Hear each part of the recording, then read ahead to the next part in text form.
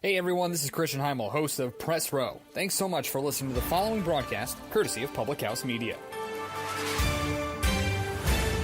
This is Rachel Mullins, host of #NoFilterFriday here on Public House Media. Thanks for listening to the following broadcast on Public House Media. Once you're done with this episode, I hope you'll come check out my new show, #NoFilterFriday, where we talk about all of the sexual misconduct allegations swirling around Hollywood. A new show drops every Friday at 8:30 Pacific Standard Time. Don't forget to subscribe on iTunes so you'll never miss an episode of #NoFilterFriday. Thanks again for checking out the following broadcast on Public House Media.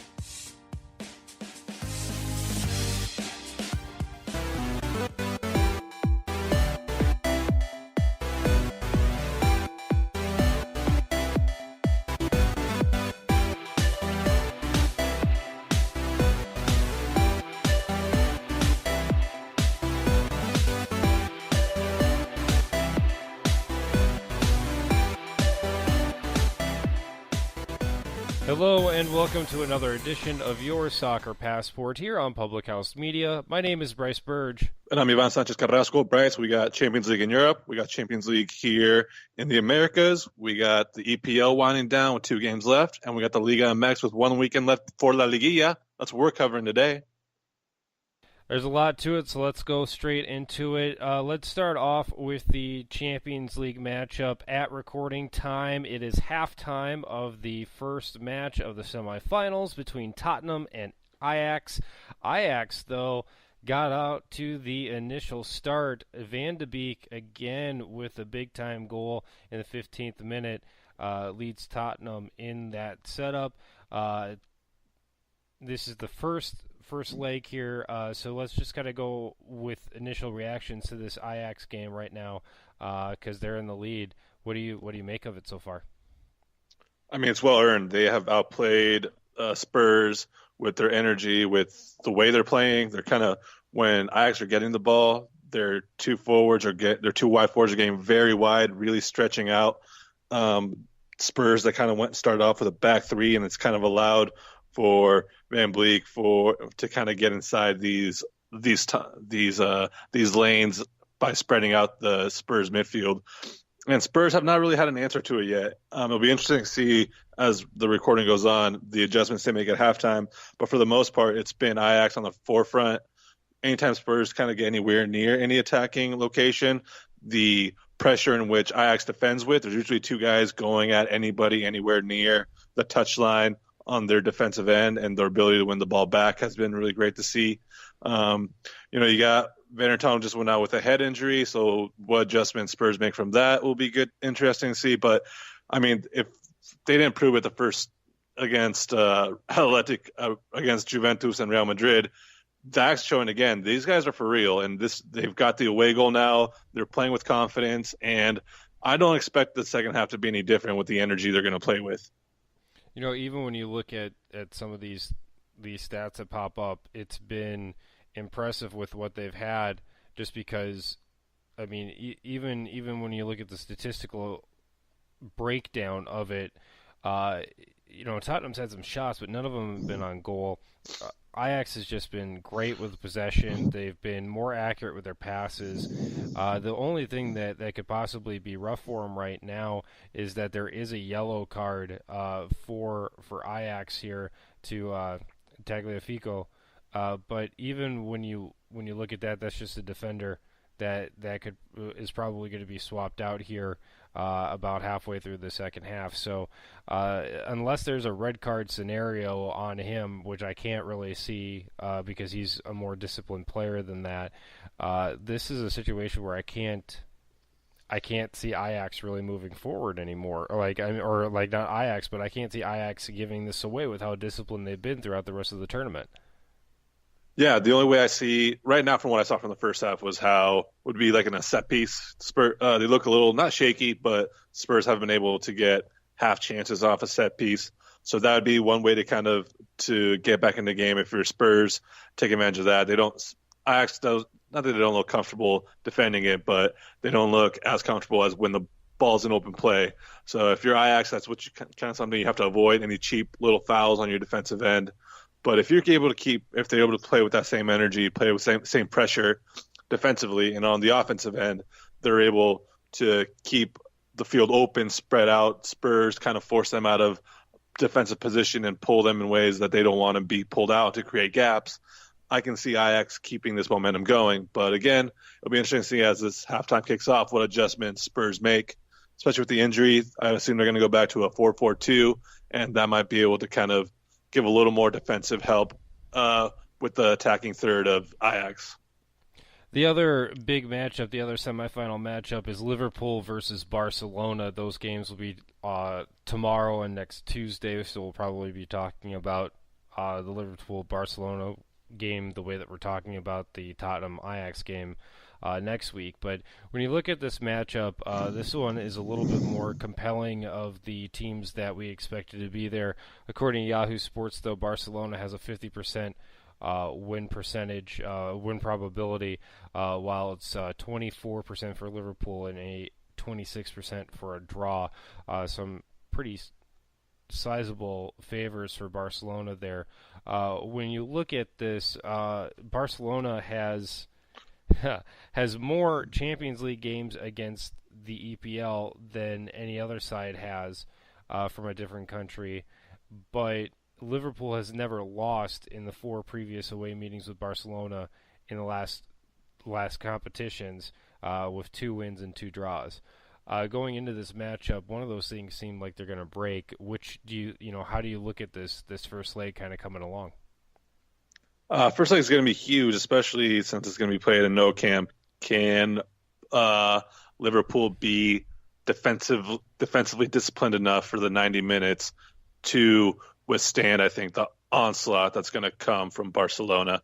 Something that Liverpool's actually really improved from last year to this year has been their defensive discipline and the manner in which they don't always kind of go all out in attack. I think that's something Klopp learned from how the team kind of died down this year, for last year towards the championship in the EPL and Europa League or Champions League to this year, where they're able to compete in both forefronts. I think that's been one, where they pressure on the field and how often they pressure on the field, and it's kind of been able to allow them to have more energy throughout the season. I think it'll be interesting to see how that works out tomorrow, where they decide to pressure Barcelona, how deep they're able to pressure and how high they choose to pressure Barcelona, especially there's not a player like Messi and they haven't faced anybody like Messi all year. And, that's the thing. You can have this game plan. You can have an idea of how you want the game to go.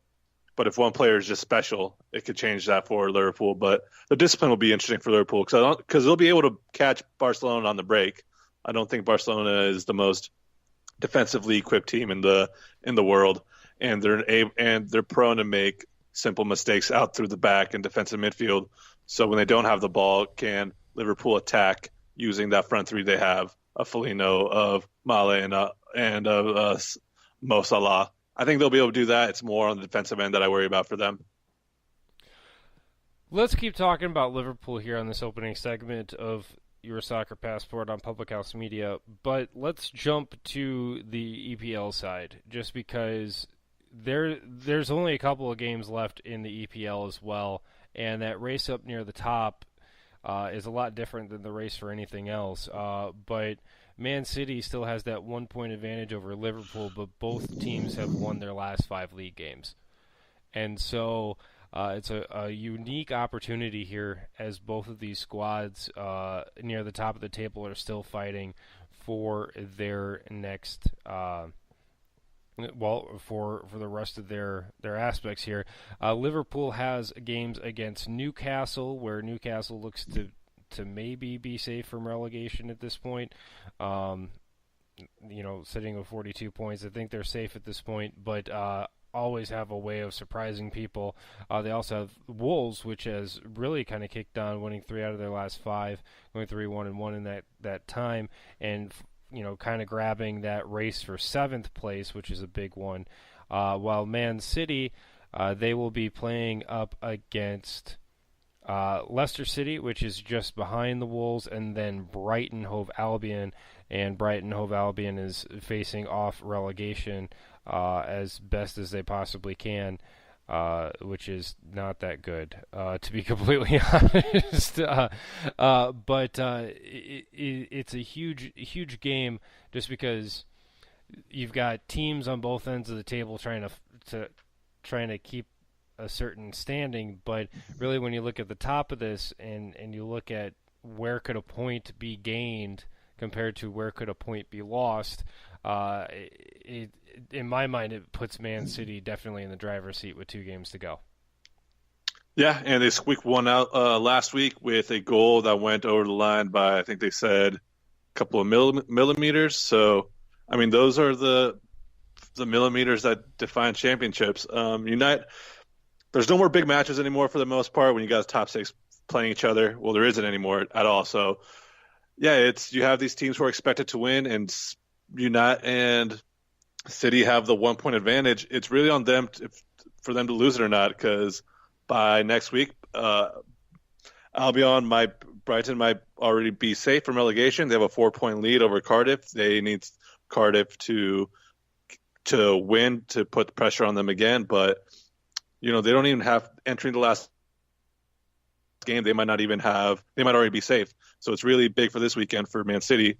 As for Spurs, or as for Liverpool, Wolves have been fantastic against the big teams all year, and needing a result against Wolves is going to be tricky for them, especially when you add the Barcelona games.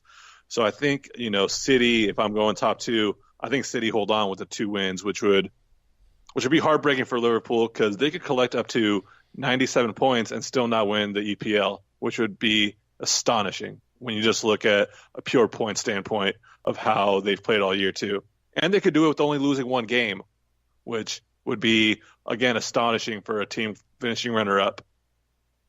Yeah, if they win both their next 2 games, they'd finish with a record of 37-1. Oh no, they'd have 7 draws.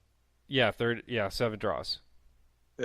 Yeah, 30. Oh, 30, yeah, they said 37, not 30. Oh yeah, so it's 30 wins, 7 draws, and 1 loss. Just to clarify. Yeah. So I get where you're going with that. Yeah. So those 2 are also pretty safe in terms of the championship or the Champions League qualifiers. When you look at the other 2 teams that could possibly move it along, Tottenham and Chelsea have those spots with 70 and 68 points each. Arsenal is doing everything that they can to screw this up, losing 4 out of their last 5 and dropping down to 5th place, where they would be firmly in the Europa League. Man U has also struggled as of late. They've lost 3 out of their last 5 with a win and a draw, falling down to 6th place, but 3 points separate 4th, 5th, and 6th before heading into this final weekend. How do you think these teams are going to shake up here at this point?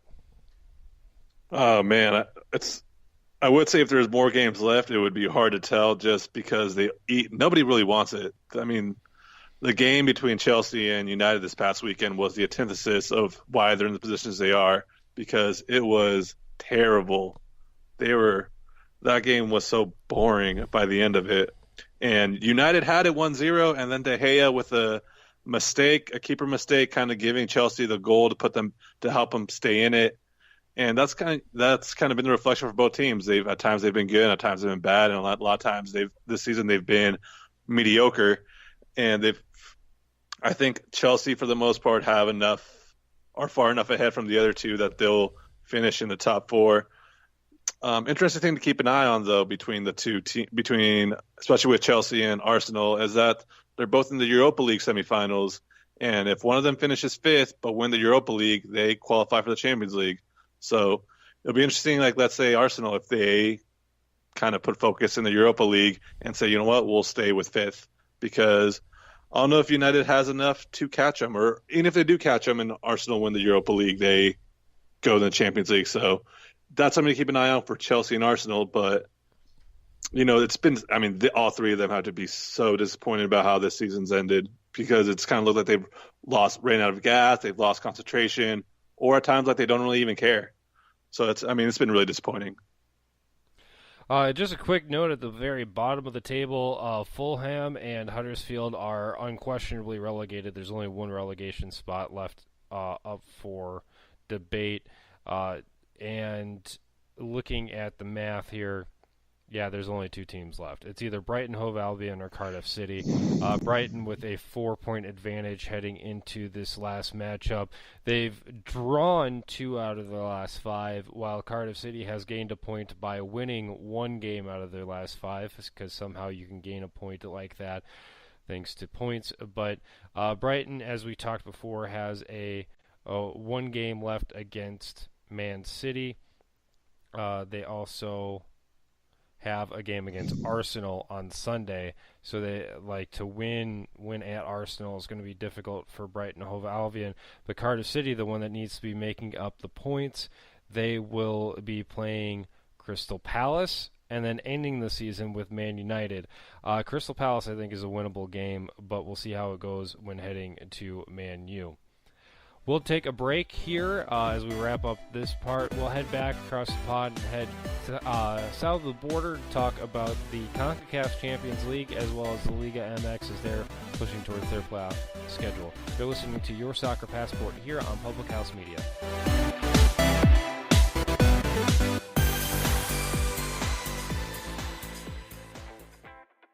This is John Lauder, host of The Cheap Seats here on Public House Media. Thanks for listening to the following broadcast on Public House Media. Once you're done with this episode, I hope you'll come check out my show, The Cheap Seats, where we talk about sports from the fans' perspective. A new show comes out every Monday. Don't forget to subscribe on iTunes so you never miss an episode of The Cheap Seats. Thanks again for checking out the following broadcast on Public House Media.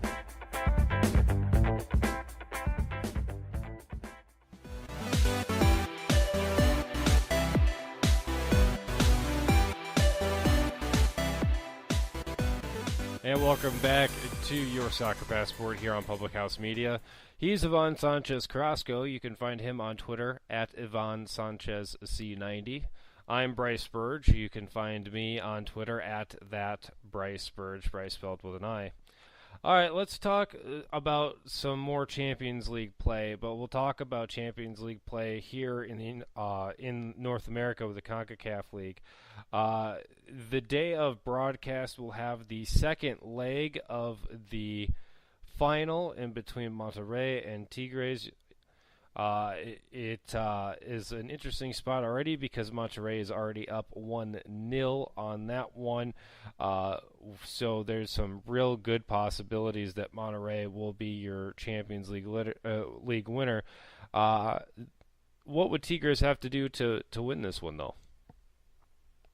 I mean, Monterrey definitely with the advantage, a 1-0 away goal advantage too. So they host a second leg across the city in Monterrey at their stadium. Tigres have to attack with purpose. At times they're a very possession-based team. They like to hold the ball. They're very comfortable just kind of keeping it. They need to be more aggressive in this game. Not that they weren't aggressive last game. They were playing at home. But when they are in these areas, they have to make sure there's really something going on. There's movement going on. They're pressuring Bravaneto's goal. They're putting Sanchez and Medina under pressure in the center. That they're able to pin back Gallardo and Layun out wide. That's what they have to do, and they have to do it with a little more flair. I think Pizarro has to be more aggressive in the midfield and push a little higher up. He kind of likes to be the defensive guy, kind of covering the back line. But for Tigres, who've been searching for this international title after having so much success domestically the last decade or so, this is big for them. This is big for Tuca Ferretti, the head coach, who's been the longest serving coach for a club in Mexico. Currently, this is big for players like Hugo Ayala, who've been with the team for years, and it's big for this team who's kind of trying to, in the mind of the Mexican media, jump to the next level of being a big team in Mexico. And winning this would be huge for the project that they've had for the last 10 years. But for them, luckily, their main striker, French international André Pierre-Gignac, comes back, and that's going to be huge for them too. Maybe they might throw in Jürgen Damm out wide on the right to use his speed and use that pressure to kind of pin back Gallardo, and probably look for Torres Nilo to play out left for Tigres, being more an outside back and kind of be more of a 4-4-2 or 4-3-3 in that regard for Tigres entering the game tomorrow. When Tigres has this lineup and they change their formation, I mean, obviously they have to score goals. That's the one thing that they have for it. Defensively, what does Monterrey bring to the table that can help them out in this situation? I think Monterrey is going to be able to, number one, defend high up because they have players like Hurtado, they have players like Pizarro who are going to be able to pressure from far away, which means Tigres might have to start their attack further back from the pitch, something they don't want to do. Defensively, you got Medina, you got Sanchez, you got a fantastic goalkeeper, and Brovero, who's won big things with Argentine club River Plate in the back. So you have a confidence, you have experience with players like Miguel Layun, Mexican international, has played a couple World Cups, and you have flexibility where they're going to be able to throw in players like Jonathan Gonzalez in the midfield. They're going to be able to kind of sit back and absorb pressure, and they'll be able to do it comfortably too. I think that's probably why you find these two teams second and third in the Liga MX, because they're able to adjust and counter each other, and they're able to throw different things at you. It'll be interesting to see if Monterrey look to be more counterattacking, knowing that Tigres have to push up, or if they're going to be just kind of go at them right from the beginning, hope to get a goal and really mount pressure on Tigres. That's kind of the wild card in this, is how Monterrey is going to line up, because you know how Tigres has to line up and you know what they want to do. So it's really on Monterrey how they want to counter that, if they want to do it with absorbing pressure and look to kind of take the game out a little bit from under them, or if they want to match them in the intensity, on the defensive intensity, and try to get a second goal into the tie. So that's kind of what I would want to look out for if in this match tomorrow. That matchup will be at 10 p.m. Eastern Time. Follow accordingly, depending on where you listen to this show at. But it's kind of the wrap-up of CONCACAF Champions League. How did you looking at this tournament as a whole, what did you really take from the tournament heading into this final matchup that really was of note to you? I mean, I don't know if it's nothing new, but just to continue dominance from the Liga MX side on this tournament when it comes to the teams that are in it, when they face other teams in the region, how they're able to dominate. And it's not surprising. They have the money to spend around. They have the quality of the players. They have more, depending what club, but the higher clubs in Mexico have the depth and the ability to to bully their way through the knockout stages, especially if they're not meeting other Liga MX teams. And also the seriousness in which I think they're taking this tournament more than how they used to in the past. I think it's become a bigger deal for Liga MX clubs to win this tournament. For the most part, you kind of see, I think we've touched about this the other day with the MLS or a couple weeks ago, but how they're struggling in this tournament. And, I think part of it has to do when the season starts. Big of it, other though, does have to do with the quality and the quantity and the gap that still lies between MLS and Liga MX. And that's before we even get to the Central American teams and the gap between them and Liga MX. So, I mean, that's the kind of takeaway from this year. And I think it's showed more than ever, especially when you have Monterrey and Tigres in the finals, two actually two of the three most expensive rosters in Liga MX. And, they've been able to to show that and show that they're a level above most other clubs in the region. But it's a fantastic showcase for the region with these two teams, with this Monterrey rivalry. And it kind of the final does show the best of both the region and Mexico, the Liga MX itself. Let's stay with Liga MX then, because they're actually heading to the end of their regular season. 8 teams move along to the playoffs here in Liga MX with one game to go.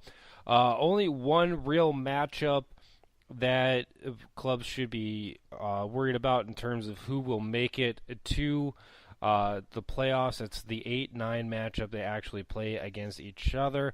It's Club Tijuana against Puebla.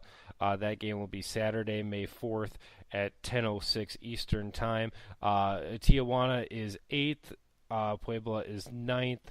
If a Tijuana win or a tie happens, Tijuana moves on with that 8th spot. Puebla needs a win to move along. Seeding could be a little bit different depending on how the Club America game turns out.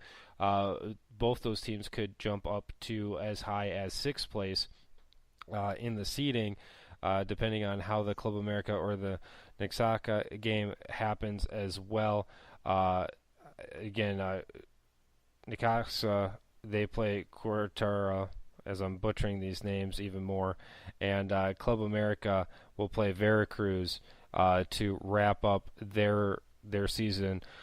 These games are in the bottom half of the road teams, if you will, in the initial matchups for the playoffs.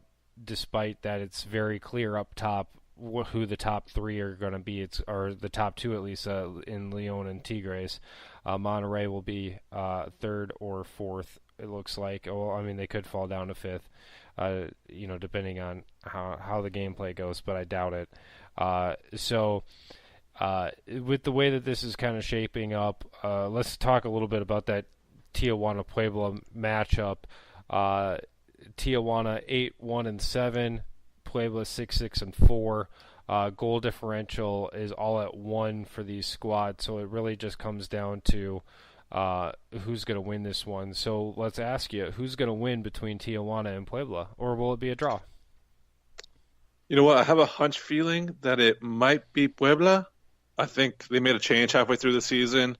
It hasn't really spurred on a humongous turnaround, but they've just been more disciplined. I think I just have like a hunch feeling that it's going to be Puebla away at Tijuana.